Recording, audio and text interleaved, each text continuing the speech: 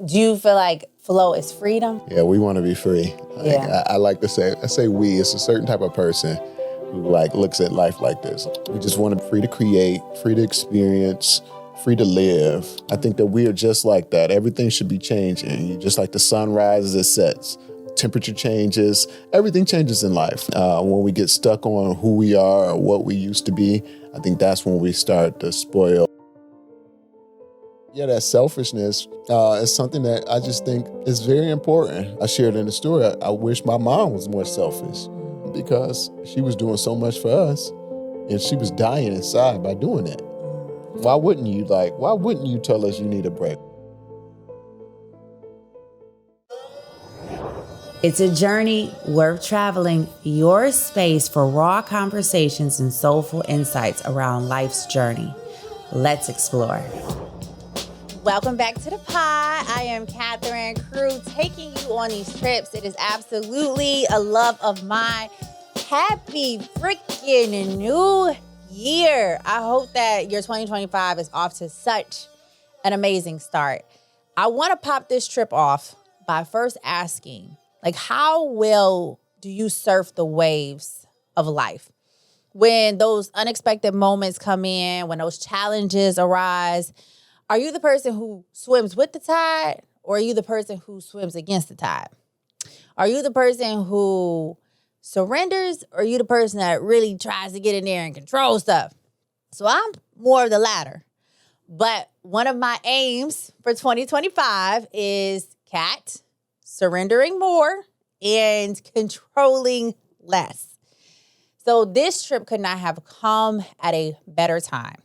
Today, we are surfing the waves of flow. And flow is all about acceptance. Flow is all about surrendering. Flow is about not being so attached to those various outcomes, especially the ones that are not serving us. If I'm being 100% honest, though, crew, flow is a bit of a foreign language for me. I probably speak more words in Spanish than I do in flow. But who I have tour guiding us this episode, he absolutely knows how to speak flow fluently. Tour guiding this episode is Jamel Randall. He is the creative visionary and founder behind Trap Yoga in Detroit, Michigan. And he has amassed a huge community because they trust his flow on and off the mat. And the way flow has shown up in his life, the way it has aided him in becoming a successful entrepreneur, creative visionary, community leader, he is sharing all of that on this trip. This trip for me is a staple this year. The things that it has taught me, that it is teaching me, it stays on repeat for your girl. So I'm looking forward to you taking this trip as well and collecting so many souvenirs as we learn how to successfully surf these waves of flow. Okay, so here's what you need to know about Jamel. I've known Jamel for roughly a year. A little bit over. Yeah, a little over a year. And what I have come to know is that you are very intentional about how you show up, super authentic, which is so impressive in today's world because I feel like there's just so much external pressure just to perform. And I've been able to watch you in a myriad of spaces, and you are just such a supporter in such a way where it's truly what you have is truly a gift, and then what you extend is also just such a gift.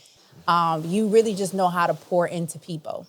Man, I appreciate that. These are facts. These are facts. That's a hell of a welcome. I appreciate that. And so I am truly looking forward to Jamel bringing that authenticity, that supportive nature, and just that purpose as we surf these waves of flow. Surf the waves. I'm excited. Me too. All right, so I'm going to kick it off with, who is Jamel? Wow. That's a great first question. I would say Jamel is me. Jamel is always evolving. Jamel is always trying to figure out his purpose. Jamel is trying to get the most out of every single day. But most importantly, Jamel doesn't want to be trapped into any type of title, name, or experience. So I would say Jamel is flow. Okay. Okay, give him some snaps. I'm gonna get hip to these sounds too. Yeah. This is our second time using them, y'all. So, but no, I love that. Jamel is flow. So that is a perfect segue into what is flow. Mm-hmm. So I look at flow as purity, essentially. So if you think about water, when they're stagnant, they become sour. I think that we are just like that. Everything should be changing. Just like the sun rises, it sets. Temperature changes. Everything changes in life. I think that we should be that same way. And when we get stuck on who we are or what we used to be, I think that's when we start to spoil and start to, I guess, lose the essence of who we are. So flow is just always evolving, essentially. Do you feel like flow is freedom? Oh, that's the foundation of it. It's freedom. Mm-hmm. Yeah. We want to be free. I like to say we. It's a certain type of person who like looks at life like this. Like we just want to be free to create, free to experience, free to live, free to be exactly what you are right now, regardless of what you thought I used to be or who I should be. I just want to be me, and I think that's part of the flow. Yeah. And so flow ultimately is evolution, or the evolution of oneself. Yep, it's the evolution of oneself, but also the acceptance of the circumstances of life too, because everything doesn't happen the way we want it to. That's true. And so going with the flow is saying that I'm okay with what life has to deliver me. So it may be a day or more than a day where it's kind of rough. So being able to accept those things, understanding that better is going to come out of it eventually. That's part of flow as well. So I think flow is being able to accept the good and the bad with the same open mindset. I always like to reference if you hold on to one, love or hate, you can't experience anything else. So it's like you got to let it go. Trust that it's going to come back to you. So let go of the good and let go of the bad. It's hard though. That's so hard. That is so hard. So I want to know though, when did flow first show up in your life? Well, my parents passed. So I was 20, I would say before they died. My dad got diagnosed with cancer when I was about 14. And so I helped him. I was at the house with him a lot when he was going through that whole phase. He had prostate cancer. And so there's a lot of highs and lows with that. If you know anything about the prostate, that's where men get their erection from. So you're talking about a man, you taking that away from him. That's heavy. Yeah, right. And so he was already you could just sense he was just pissed with that. Yeah. Then also having this 14, 15-year-old son having to take care of him. That's another thing that makes you feel weak. And then just the psychological ups and downs of the drugs and the medicines that he was on, it was a lot. And I was the person that was over there helping him. So it was a lot of changes and emotions and stuff like that. My mom would always say, that man don't know what he's talking about. He needs you over there, Jamel. Just stay over there. You'll be okay. God go repay you at the end. And I would just lay there and I'm like, bro, this is so crazy. He would have nights where he just wake up and, man, get out of here, man. I don't need you over here with me. Bro, you can't even go to the bathroom. You do need me over here with you. And so that kind of went on.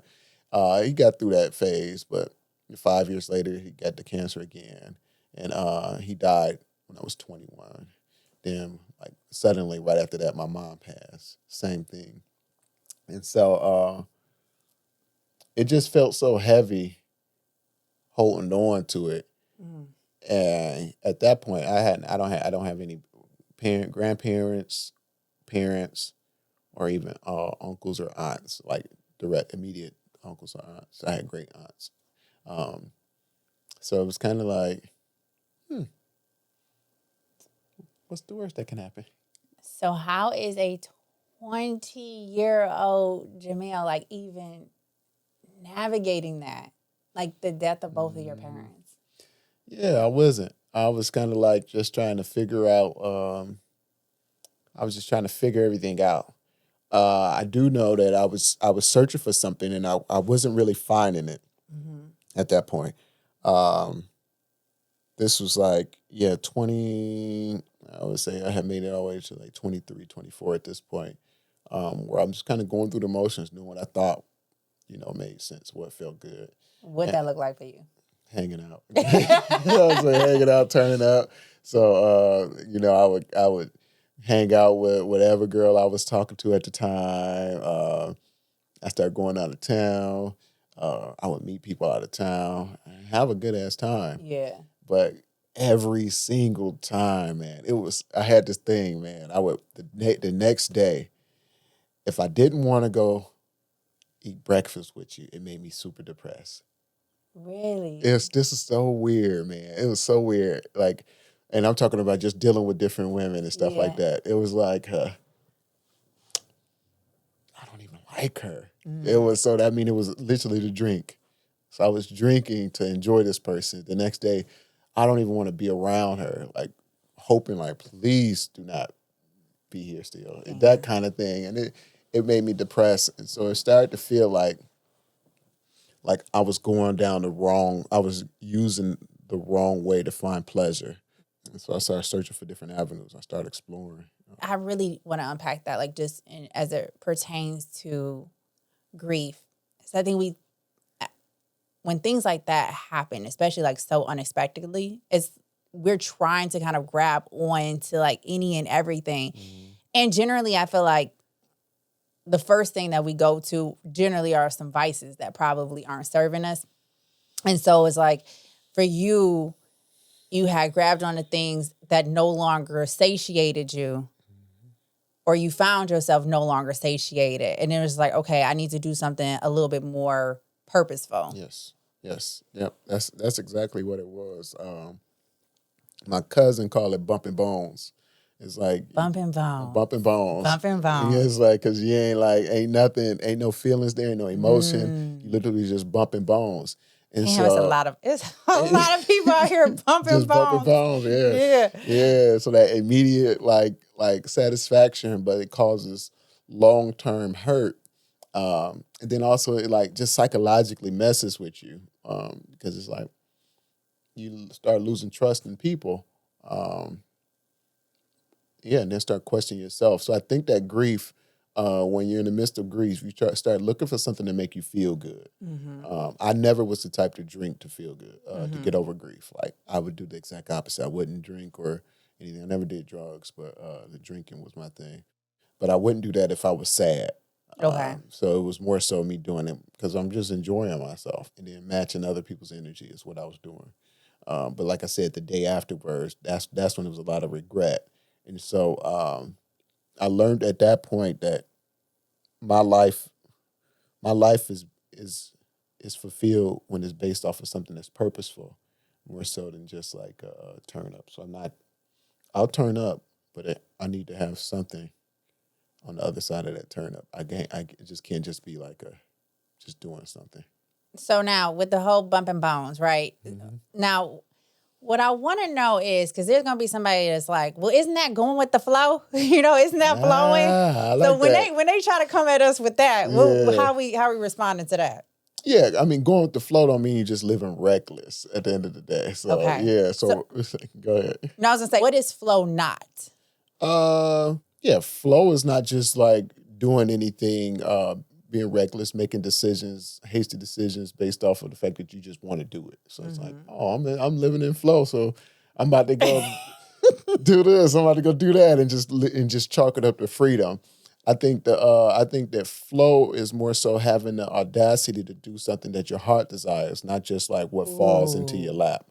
You know what I'm saying? Yeah, and so because that's an easy out, is to do something bold, do something like reckless, and just say I'm a free spirit. And that's not reality. That's really you like submitting to a craving. And so understanding the difference between the two, I think is it's not really that much of a fine line. It can be a fine line because you can have things that you crave, and then things or desire, and then things that are pure to your heart. So if you keep coming back to that same thing, maybe it is in your heart's desire. But So flow is all about intentionality. And then flow is also, when you say it's not to be reckless, so flow is all about honoring yourself. yes, being true to yourself too. Yeah, Or to at least being true to the evolving better part of you. yeah. What is it? Young, wild, and free. I don't really think That's not flow. I guess it could be. Because maybe it's just not. It's not constructive flow. Yeah, it ain't constructive flow. It's destructive flow. Yeah, it ain't my type of flow. Yeah. So because you get people who we promoting the constructive flow. The constructive flow. Yeah, we promoting that. Yeah. Because go with the flow. I mean, I can wake up tomorrow. It's like, oh, I'm moving to Ghana and never see nobody ever again because I'm just going with the flow. It's like, oh, well, you can hurt people by leaving. You got these responsibilities. So you're still thinking logically, besides the fact that, you say, maybe one day I do want to move to Ghana. Yeah. And that's on your bucket list, so that's your thing to do, but you going with the flow that way, I think. Yeah. J. Crew, if you are enjoying this trip and you have not already, I would love for you to like and subscribe so that you never miss a trip. And we can continue to grow our community. Now, back to this trip. So flow first shows up for you when your parents pass away. And then, in addition to that, you also got care of your sister. Can you speak on that whole experience for you? Yeah. So it was crazy. My sister, Dee Dee, was born the same year as me. I'm born 1986 in January. She's born New Year's Eve, 1986. So 11 months after me. Wow. And so, so she has cerebral palsy, completely disabled, doesn't walk, talk, or anything. The cool thing is my mom kind of prepared us since we were kids. We learned how to change her diaper, how to feed her, how to take care of her. I'm talking about as little as 6 years old, I was changing diapers. And that went on throughout her entire life until I moved out. And then when my mom passed, I'm like, granted, I had two other sisters besides her. It was like, it's no way Dee Dee going with y'all. She was definitely coming with me because I had more of I had more of a caring spirit, and I knew that I would do right. And so yeah, it was sick. You had to go through the city and had to almost convince them, like, yeah, that's my sister. Yeah, she's good with me. Would y'all want to take her? And they didn't want to take her. But they kept asking why why none of my other sisters wanted to take her. Yeah, because they have kids. I don't know what what you want me to say. Yeah. And so when I got custody of her, she had a lot of things that was going on with her prior, but her health started to get a little worse over the years. So they gave her a estimated time frame of like 20 or 21 to live. And when my parents passed, as I told you, it was like going on that age, right? And so about 26, 27, it just started getting worse and worse. Like her muscles became tight. She started getting like stomach ulcers. Really just having to navigate and learn all the nuances of having simply a child, essentially. Like I said, she would scream, she would cry, she would laugh, but there's no way you can like really tell what's going on with her. She would have times where she would be her blood would be low, and like I took her to the hospital a couple of times. Hey, how did you know her blood was low? I mean, you can look. Her lip was like pale, or her hands was like pale. And I'm like, man, you had a good eye because she was really low on blood. She had to get blood transfusions and stuff. And that was stuff that my mom never had to deal with. And so just learning all these different things, I think that made me a more empathetic person, more intuitive also, based off the fact that like I had to learn body language. I had to sleep with one ear open every night. It was different. Do you feel like in those spaces, is that really when you learned how to flow? Or do you feel like that's when flow probably helped you the most? That's when it helped me the most, I would say. I learned that it was flow when I got into yoga. Okay. When I started learning the power of non-attachment, learning that, the bad things in life aren't like the end all be all. Like that's just part of the journey. And so the good things also aren't like the end all be all. So like being able to embrace how I felt about my mom, but also let it go instead of like yearning for that feeling again. It's like you knew she was gonna die at some point. You just didn't know when. Everything is ending. So when you start getting comfortable with that, everything becomes possible. So I guess it's like when I was able to put words with what I had experienced with my parents, it made everything else like more meaningful. So I can meet you, understand that I won't know you forever. Right. And that's okay. So I know that there is so much power in detachment, but can we explore there a bit? Because that's so difficult to do, like to detach yourself. Yeah. So detachment, I don't think that's the word. It's non-attachment. Non-attachment, okay. Yeah. So detach Get me means together. yeah, that requires a subtraction. At least it sounds like it. Whereas non-attachment means that I was never attached in the first place. So I can enjoy our conversation right now, and 2 days later, you can be having a bad day. And I was like, damn, Catherine was nice the other day. What's going on with her? It's like she's having a bad day today. So I wasn't attached to how you were today. I just enjoyed what today is. I'm not tying this in to saying she's a great person, just like I'm not saying you're a terrible person because you had a bad day. I think that's the coolest thing about non-attachment, and it gives people an open slate to be themselves in the moment, including yourself. So I don't have to I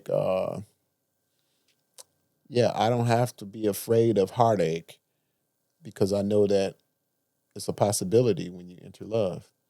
I don't have to be afraid of failure because I know it's a possibility when you enter any type of like new engagement or any new art form that you want to put yourself out there for. So understanding both ends of the stick, good and bad, and saying I'm okay with it, and understanding it's just simply an energy, and it's going to pass regardless. That good feeling is going to pass, and that bad feeling is going to pass. That's the beauty of non-attachment to me. Yeah, see, it is. It definitely is. And it sounds beautiful. But that is challenging. It's hard. Especially like when the emotions start taking a hold. So how do we control that part of it? Like how do you control the emotions of it all? That's so cool. So now that's what we meditate for. That's what we do the yoga for. Okay. So a lot of people think that meditation and yoga and all this stuff is to empty your mind and be relaxed and be calm. But really what you want to do in any meditation, any yoga practice is we want to be able to observe the fluctuations of the mind, both physical and mental. So physical sensations is achy knee, hurting back, throbbing in the foot. But also mental is just like self-judgment, it's like regret, it's like anger, frustration, all these different things. You want to be able to observe them until they no longer control you.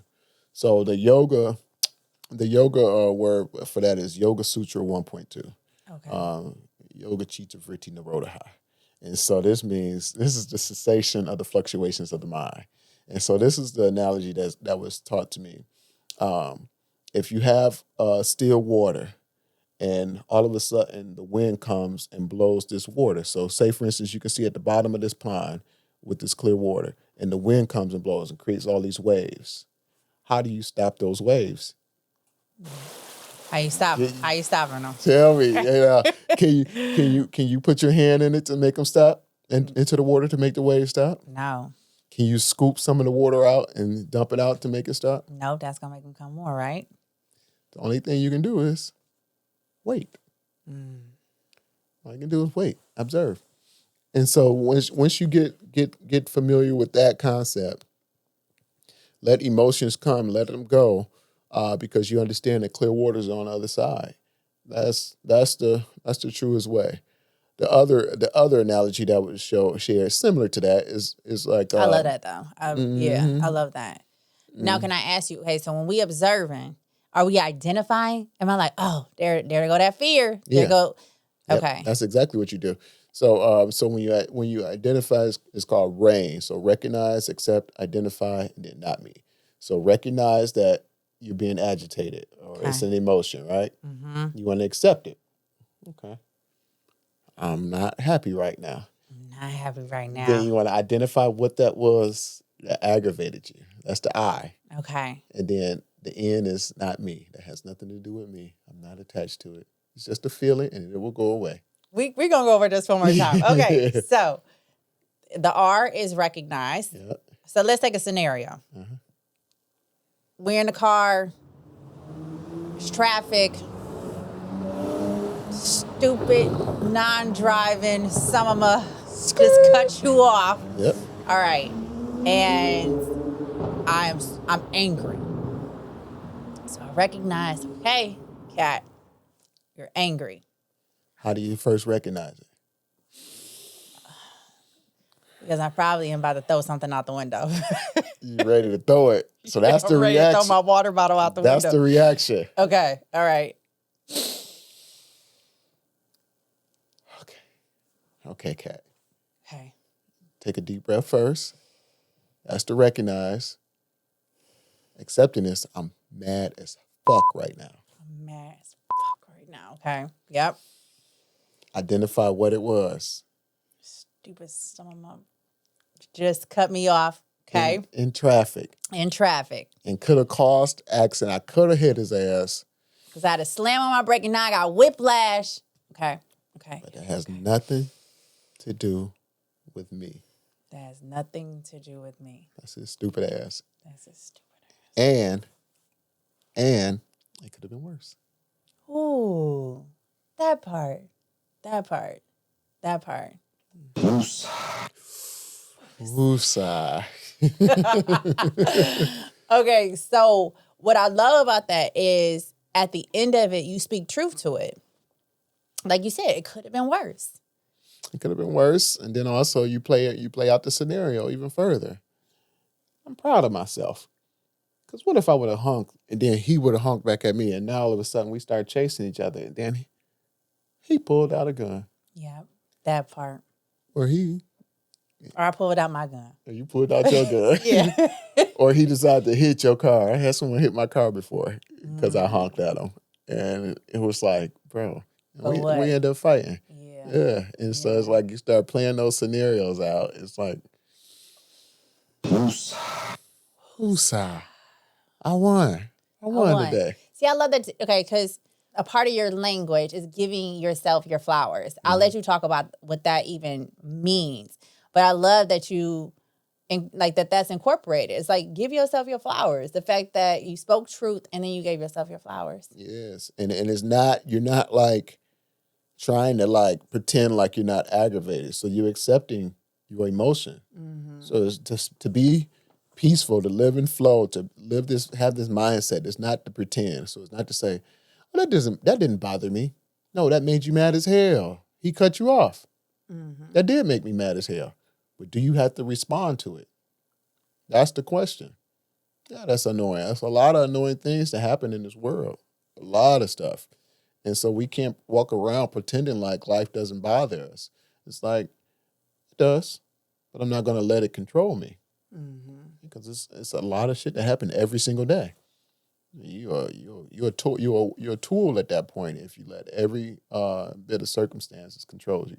So now let's go to a deeper one. Yeah. Okay, because that was a little simple. Okay, so let's take it up a notch.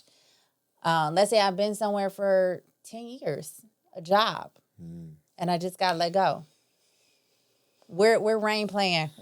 How rain showing up? So I would say the rain at that point is like, how did they let you go? Because that's the immediate thing. Does it matter? I was loyal. Jamel. Yeah.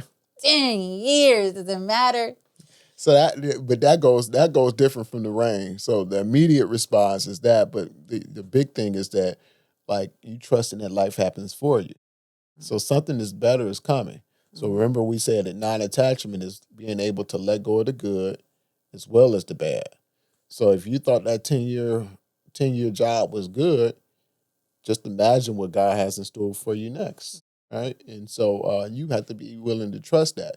So the person who gets let go of their job and who lies in it as misery and in it as a miserable feeling, they won't see the good on the other side because they still land in the past. But the person who gets let go and they're like, oh, God must wanted me to go on to something different now. You get to see something different. You get to experience life in a whole different lens. And so understanding, being able to recognize the fears that come up with losing your job after 10 years, because there is a comfort zone that you have from having a job, right? Yeah. But then also being able to see the flowers. So being able to recognize both. So when you referenced the flowers earlier, the flowers are the positive things that come out of a situation. The weeds are the negative things. And so, where that weed whacker at? I know. There she goes. So how we whacking them weeds? Whacking those how weeds. We whacking them? Yes, we want to whack them. And so being able to say, I can identify those weeds, I can identify the flowers in the pursuit of my greatest version of myself. So we're not sitting here holding on to these flowers saying, I just want this pleasant smell and feeling forever. And we're not sitting here and saying, oh my God, every time I plant something, the weed grows up. You're able to walk down this even lane and say, I see my flowers, I acknowledge them. I see my weeds, I acknowledge them. And you're going towards your greatest purpose. Because if you remember, the moon is the highest aim. So as we keep pursuing this highest aim, you're able to observe all these things. And none of it is like controlling you at that point. Okay. So, because lilies is my favorite flower, and lilies is the forever flower. So that's my problem. I be trying to hold on to stuff forever. You know what I'm saying? Yeah. So what it sounds like too, though, is when it comes to flow is acceptance, and then you also talked about trust. So flow, trusting that there is something greater after you've been let go, that there is something on the other side of it. Yeah, trusting is it's a mindset because life happens so often to all of us. All of us are going to experience some type of loss. Granted, a job, relationship, death, you're going to experience some type of loss at some point. And no one can measure how impactful that loss is to you because they don't know whatever that thing was in your heart. So I can't tell someone not to feel sad about losing a job. Girl, you lost a job. You should be grateful. You ain't got to work for the man no more. Well, really, maybe they wanted to work for the man. They enjoyed that job. So I can't say that they should be happy. So you want to be able to acknowledge whatever fears and emotions that come up, but also keep moving forward and trusting that something is greater on the other end. I think that's the number one thing. And so that goes beyond yoga or anything. That's faith in general. So how can you have faith and fear? They don't coexist, in my opinion. You can't. At least I don't think so. I don't think so either. You praying? What are you praying for every night? If you're a God-fearing person, so if you do that, you should understand that you have no worries. You're good. Yeah. Go to bed, get up, and go after it. Why do you think it's so hard for people to embrace flow? Yeah, because people want they want clear, defined things. They want everything to be like bam. It's nerve-wracking to walk into the space of unknown. Unknown. Woo! Yeah. Yeah. So depressed people, they look, hey, at least I got this I'm known by. Angry people, I'm known for this. All these different levels, they want to be like clear cut. A girl asked me this like a week ago. She asked me, was I a yogi or a hippie? And I was like, I mean, I teach yoga, I do yoga. I don't know what a yogi is. I mean, she's like, so are you a hippie? Do you walk around barefoot? Do you? I don't know what answers you looking for, sis. She's like, I'm trying to figure you out. You hard to figure out.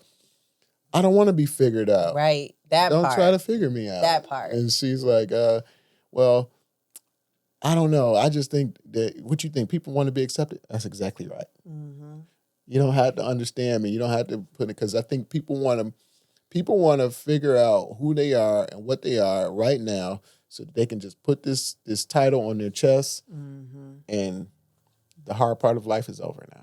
Yeah, and that's probably the reason why she was trying to figure you out so much. Because in that, you know what I'm saying, she's projecting. She's trying to figure out who she is. She's still trying to figure out who she is. Yeah. So now if I know who you are, if she know who she is, I know who I am, we can all be in our little category. Our little boxes. Yeah, and then we can figure out status and stuff like that. It's how much money you make. Okay, cool. Okay.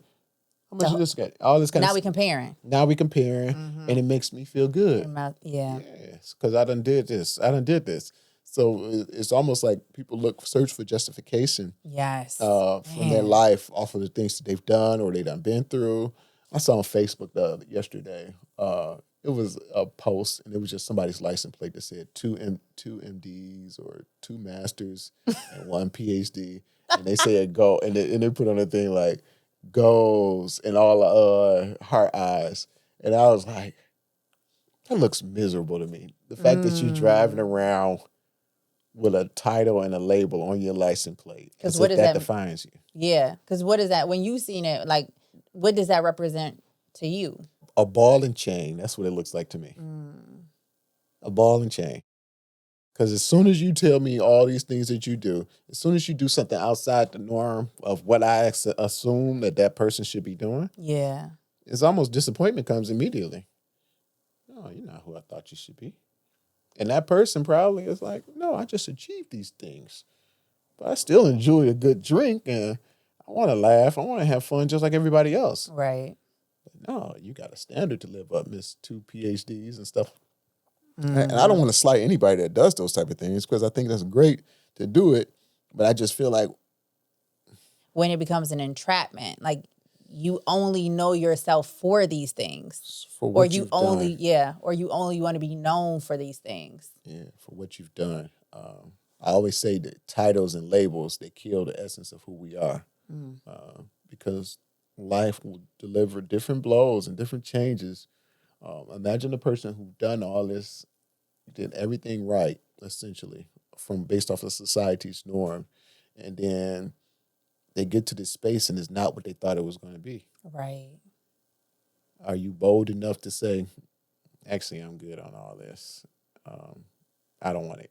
Yeah. It's like, it's not for me. And so most people can't. That's the power, though, of non-attachment, right? Because I can walk away from something understanding that it was that in this season, but now I'm in a whole nother season. And in this whole other season, I want to embrace something different. You know, I don't want to be tethered. And not to say that these things can't come with you in this new season, but I think to your point, to be tethered to these things where you can't ultimately flow because it's holding you down. It's holding you down. Imagine this man with a ball and chain. He ain't going to be surfing them waves all that great. Nah, he ain't surfing. He's sinking. He's sinking. Yeah. He's sinking.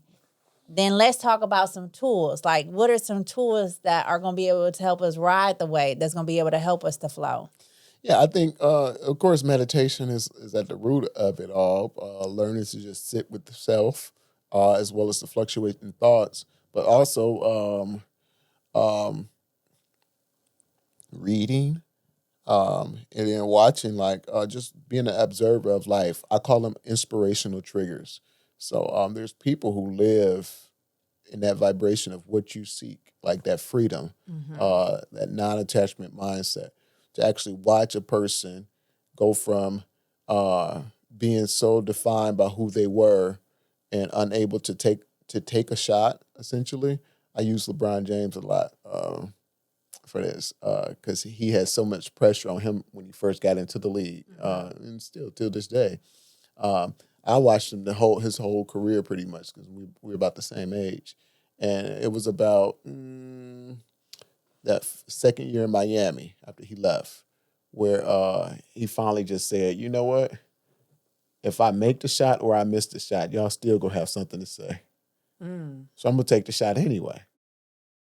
That was a hell of a weight that I saw physically taken off his shoulders when he said this, I don't know what went through his head, but selfishly, I looked at it from a point of view for myself, like, damn, if I make the shot or miss the shot, somebody gonna have something to say anyway. So just take your shot. Just take the shot. And so what I started seeing is I started seeing him taking more shots, whereas he used to pass it because he feared being judged. They judged him when he passed it. Oh, he didn't want to take the shot.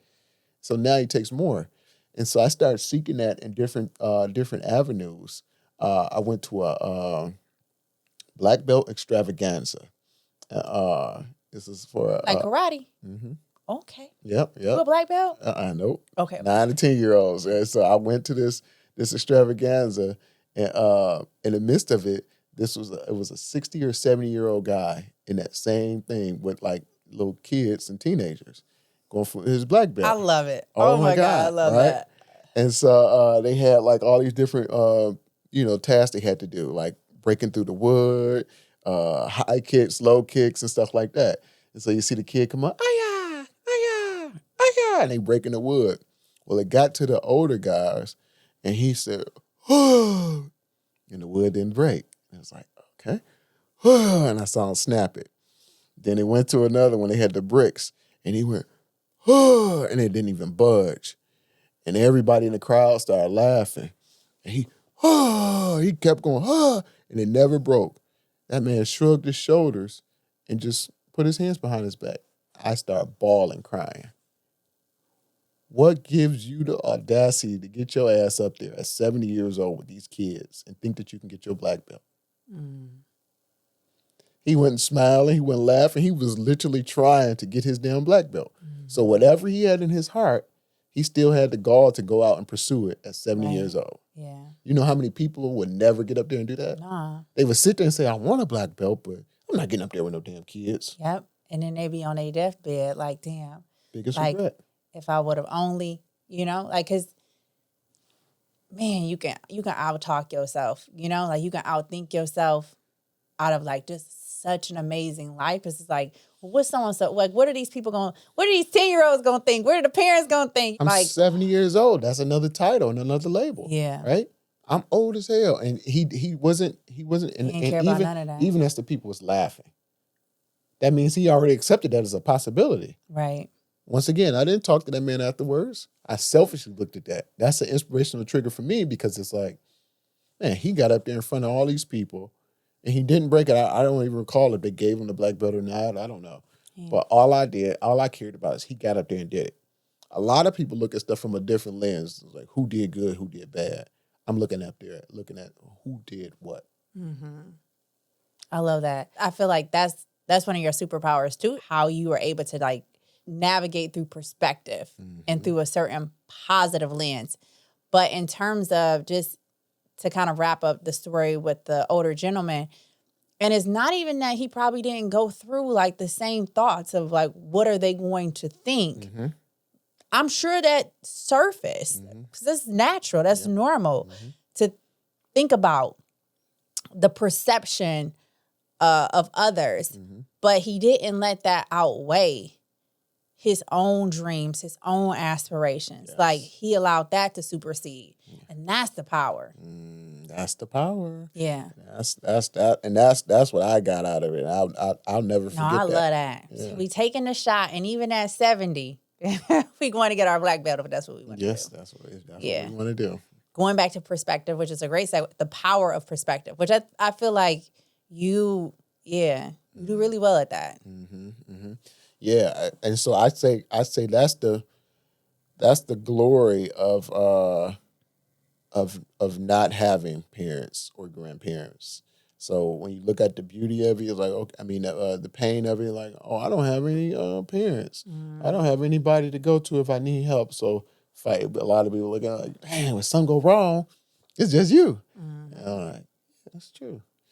Damn. But then on the other end, I don't have anybody pushing their like perspectives on me, like anybody force anything down my throat. Jamel, you should be doing this. Jamel, you should be doing that. It's nothing. So I get to go out and just take life from what I see it to be and how I want it to be. Yeah. That perspective is so cool. It is. I really want to link your story for Twisted Storytellers. I'm going to put that in the link below because it's such a powerful testimony.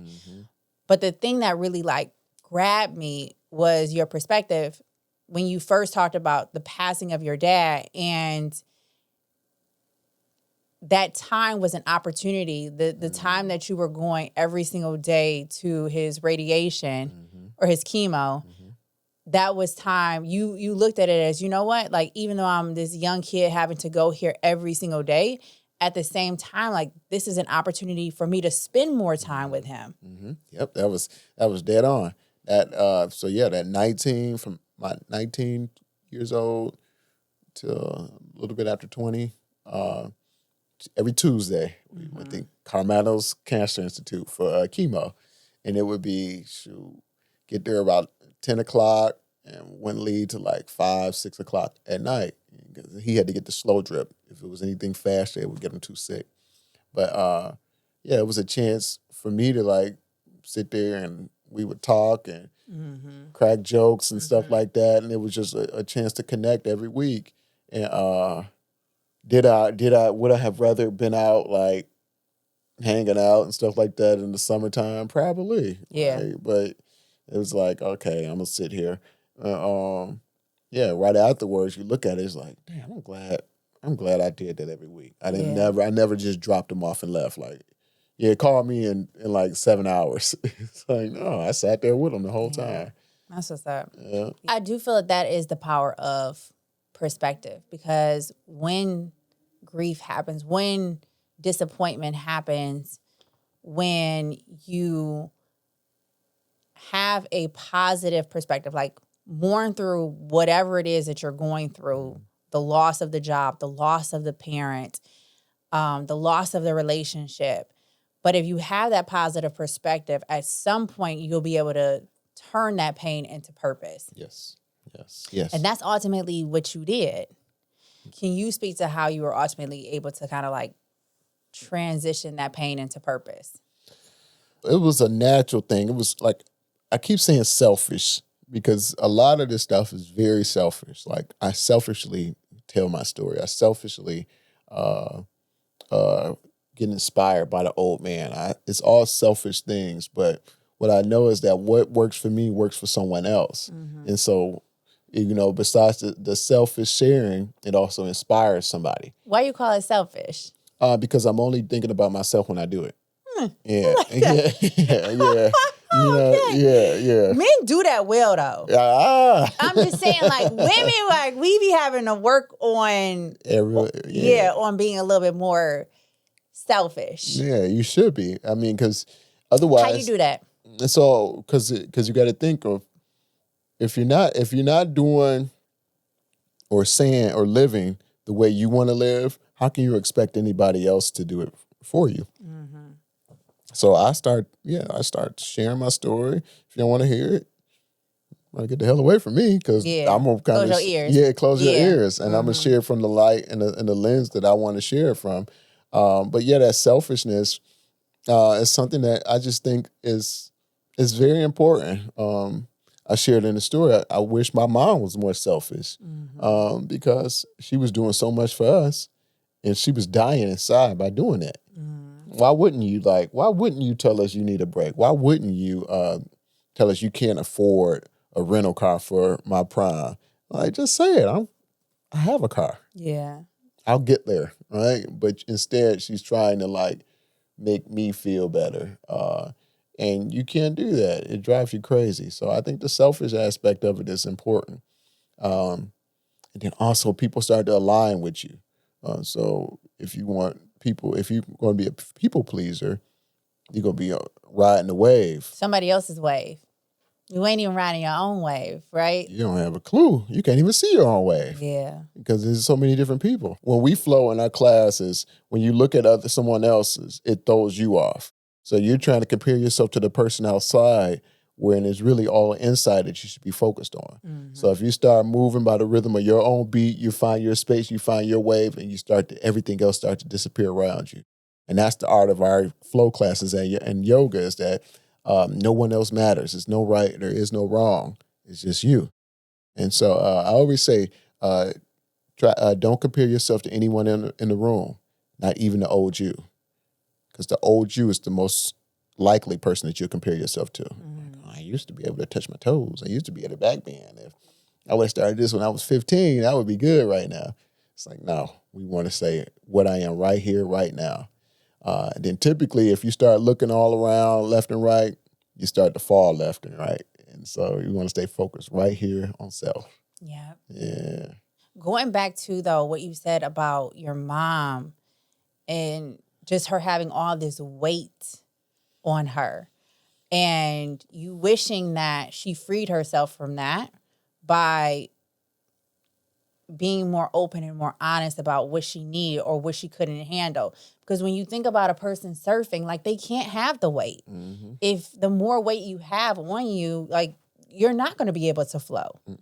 You're only going to be tied down or weighed down to a point where you're drowning. Mm-hmm. Yeah, she was carrying the heaviest title, I think. Mom, provider, a strong black woman. So when you start holding this title, you figure you got to show up every single day. Ooh. Every single day. Right? I know my sisters can relate to this. Yeah. So you see it. And so I would see it. I'm seeing it, clear cut. And we were always joking, like, Mom must be a drug dealer or something. She always figured out how to make it happen. Like, my dad made way more money than my mom did.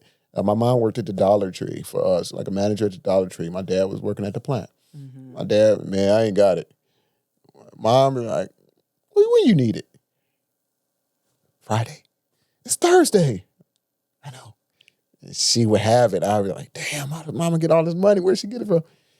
She was making it happen one way or another. But when you go back and look at it all, she mortgaged out the house, filing bankruptcy, all these different things that people go through. But she keeping it to herself. And it sucks because you have kids who look at you as Superwoman, and so now they want to emulate that because after she's gone, most of the times, all we know is that Mama always made it happen.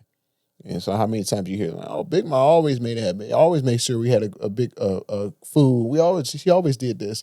And they don't realize the struggle that Big Ma or Mama went through prior to all this stuff. Right. And so they're trying to emulate these type of things. But what if Mama told us, oh, boy, y'all better not do what I did. I tried to make sure y'all had everything. I mortgaged out my house. I went bankrupt. I did all this kind of stuff. If she said all this stuff, we would be on top of that stuff right now.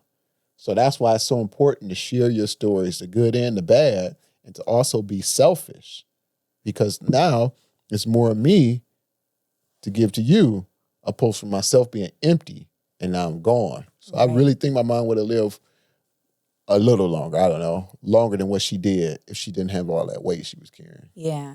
Or at least a little freer. A little freer, right. Being able to flow. And as a child, like, that's all you want. You want your parent to be able to live the best life possible, just like they want their kids to be able to live the best life possible.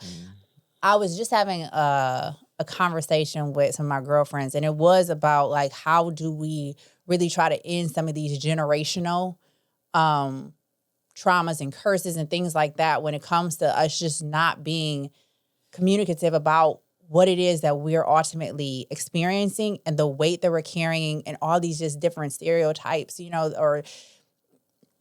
and what has also, like, become our truth, which is that we are strong Black women, right? Yeah. But then that's what you have to be. That's what you have to show up. And that's what you have to show up as. But I think being a strong Black woman does not mean that you have to carry all the weight. Like, vulnerability is a strength. Yes. That's the biggest strength. Mm-hmm. You get what I'm saying? And so if you can show up, a strong Black woman is saying, I don't feel like this shit today. Yeah. Not wait until you met your breaking point. Right. You done waited too late at that point. So now you breaking down, oh my gosh, I need rest. It's like, no, I don't feel like that shit today. No, I did that 3 weeks straight. I cooked all week long. No, I'm not doing nothing today. Yeah. They're like, why? You you gotta cook. I'm hungry. You will not die. I promise you will not die.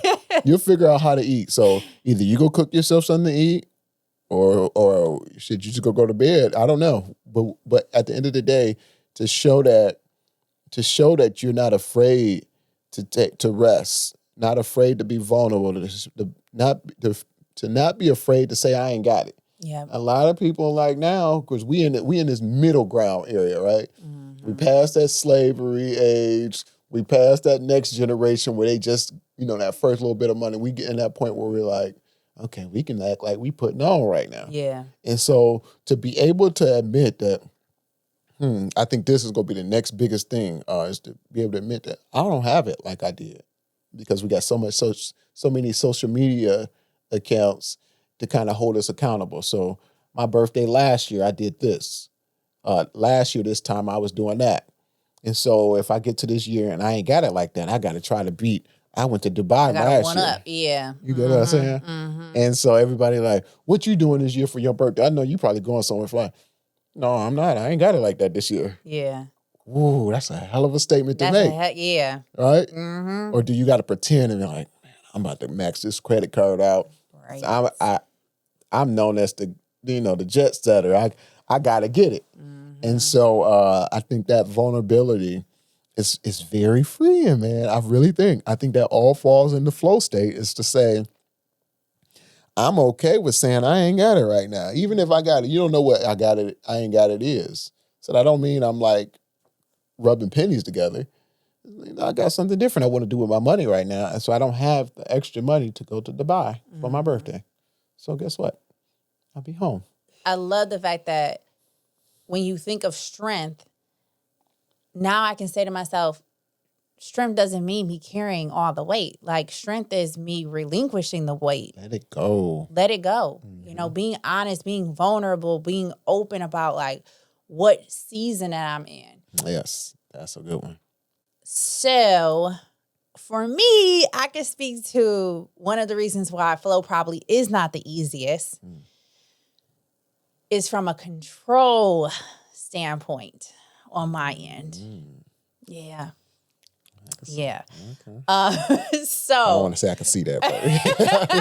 But. So how do we free ourselves like from the control? How do we free ourselves from the fear? How do we free ourselves from the unknown, or accepting the unknown, so that we can flow better?